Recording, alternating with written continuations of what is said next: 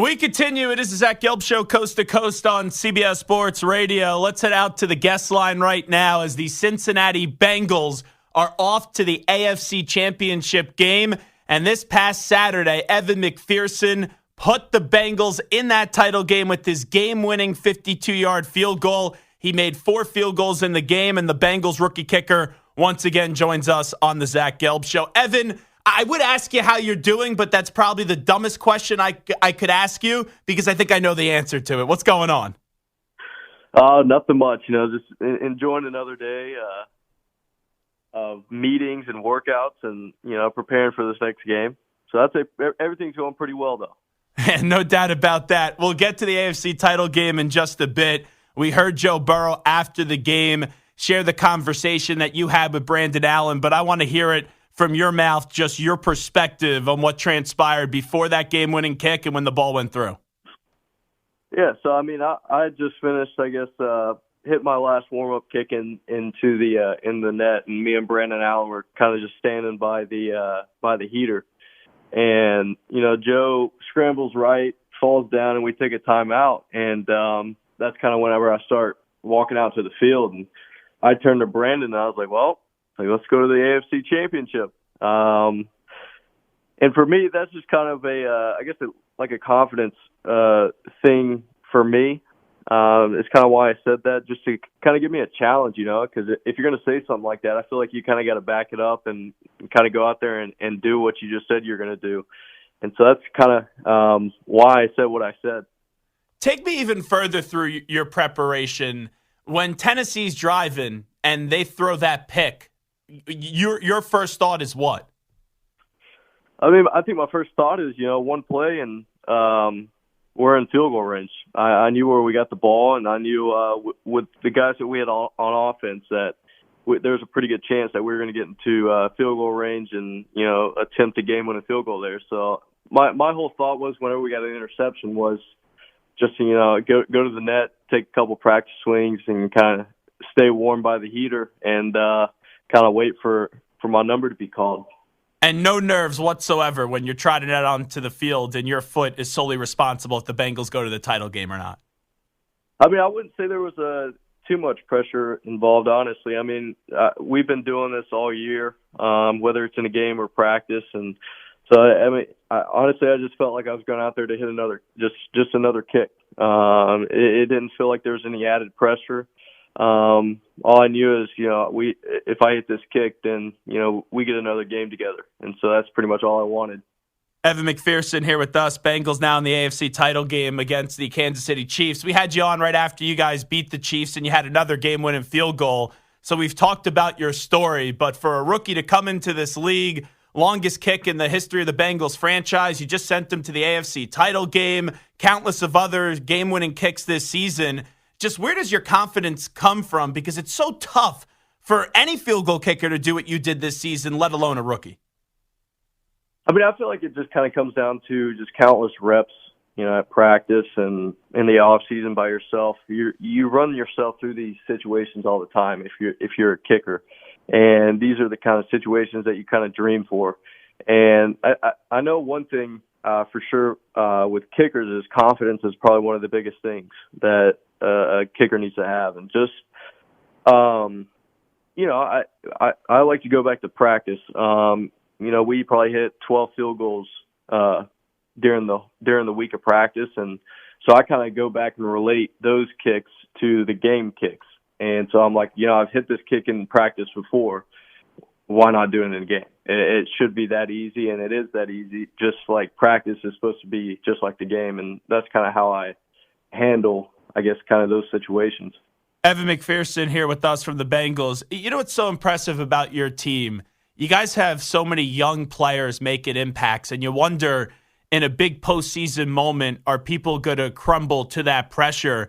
Your team is so young and just so cool and calm on that football field. Take me inside a little bit of that locker room because you guys just have a special vibe going on right now. Yeah, no, I think our locker room is probably the most confident group of guys that maybe this organization's ever had. We've got a great leader in Joe Burrow, and then we've got just tremendous weapons on both sides of the ball.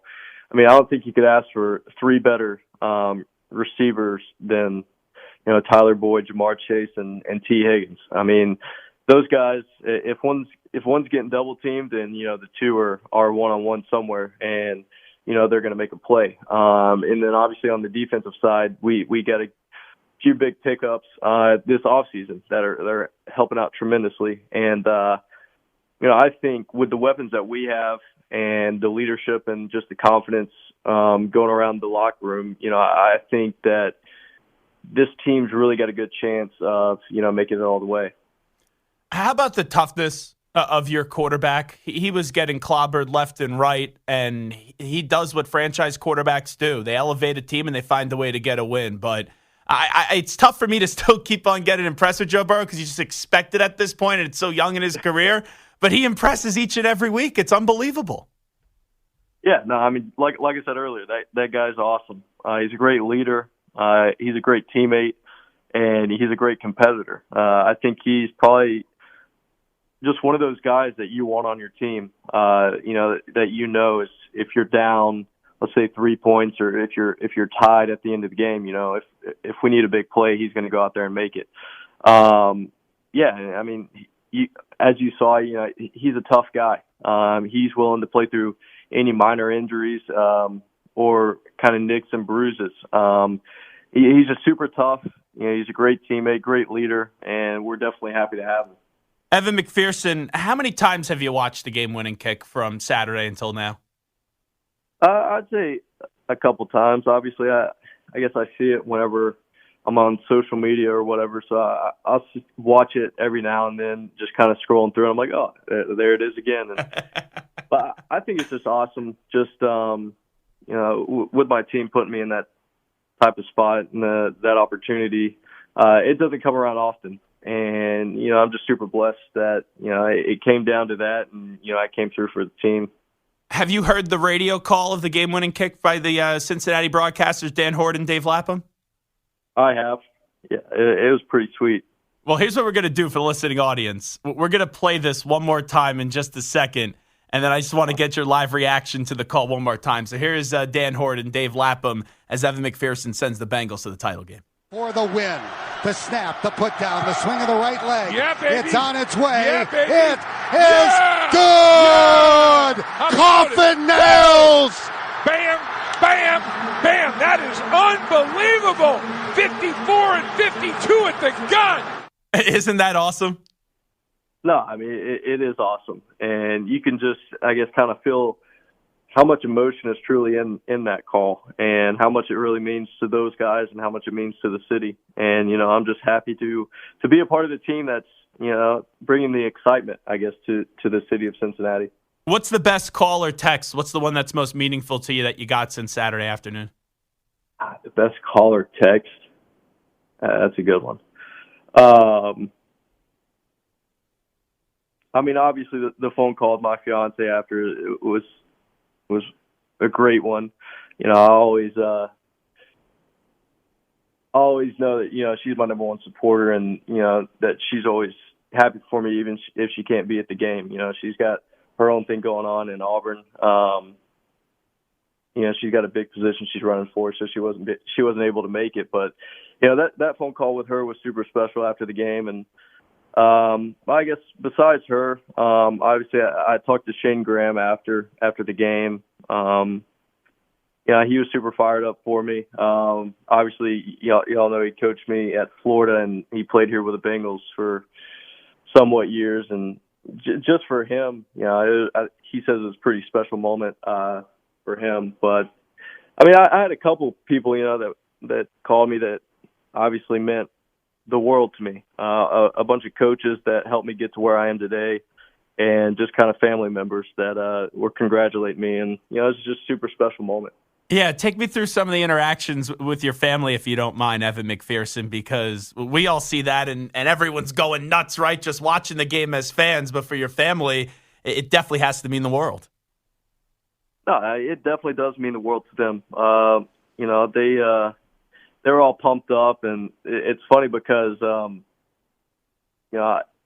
after the game, my brother sent me, I guess they were videoing the kick as it was going on. And so he sent it to me after the game. And as the ball went through, the whole crowd and kind of my family just kind of erupted. And, I love to see that, how excited they were for me. And, they've been there for me, taking me to kicking camps, growing up. And we would drive to Wisconsin and Vegas and all that to go to camp and get exposure and just to see all that kind of pan off.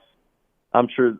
Well, I know they're excited about it, and but the interaction after the game was great. We just all embraced. My older brother, he's got a little baby boy, 7 months old, and we kind of call him the good luck charm, because the last game that my nephew was at was my little brother's high school game, and that's my little brother broke my high school, the longest field goal in Alabama high school football state. My brother kicked a 61-yard field goal, which broke my record of 60 yards. In high school? Yeah. Holy smokes. And so my nephew is at that game, and then my nephew is at this game in Tennessee. Huh. And so we kind of joke around and say he's kind of the good luck charm now. But he's 7 months old, has no idea what's going on. But, it's just great to see him and the whole family. That's unbelievable. Before we let Evan McPherson run, when you get into this rookie year, and I know you're in the moment, you're thinking about winning this game coming up this weekend, have you been able to put it into perspective, all that you've accomplished this year? Because as we were talking about a few weeks ago, and now you even just add more chapters to it, what you're doing in the NFL as a rookie is really something. Yeah, no, obviously I look back and look back at the season. Obviously there were some ups and downs, some good kicks, some bad kicks, and definitely ones that I'll remember for a while. I guess one way I'd describe my rookie year is kind of unforgettable. I definitely won't forget this season. Obviously it's not over yet. I think we got 2 more games in us, and then this season really won't be forgot about or forgot to anyone. I think everybody's going to remember this Bengals team, but just to have this as my rookie season, I have some things that I want to come back and kind of shoot for next year, some records and whatnot. So, I'm super ready for, these next 2 games and what's to come down the road. I remember when you joined us last time, you were talking about how you saw it early on in the summer about what this team could do, and you would think people are stupid if they couldn't see how this Bengals team could get to the postseason and be in this spot. You even just said, in a few answers ago, you think this team has 2 more left in them. What would you say to people that doubt the Cincinnati Bengals and say, yeah, you beat Kansas City in the regular season, but it's not going to happen coming up on Sunday?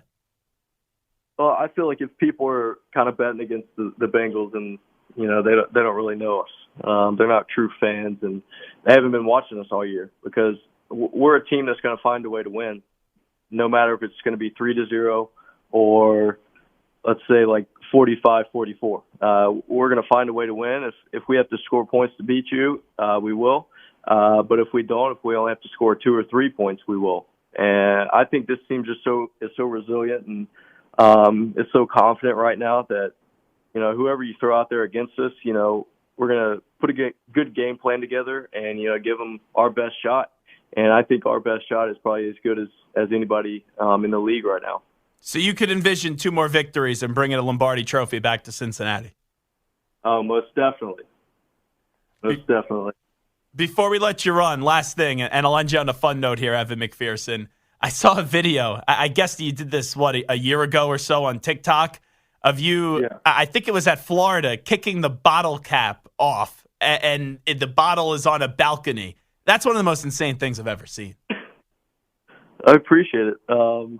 Yeah, that was a super, unique thing. I guess the bottle cap challenge is kind of going around, and I saw some long snappers doing it around the college football, and it kind of, sparked the idea. And I was like, I think I could do it. I didn't know if I could do it, but I thought I could do it. And so we kind of just taped the Gatorade bottle up there and try to knock the cap off, and it finally happened. So it made for a good video. How many tries? How many times did it take you? I'd say like 30 to 40. Wow, that's it. Not too many. Well, there's no doubt about it. You got an impressive leg. Hey, continue success. It's been fun to talk to you the last few weeks, and maybe we'll have you on another time or two, depending on what happens in the next 2 games. Appreciate it, though. Congratulations, you and your family. Yep, thank you.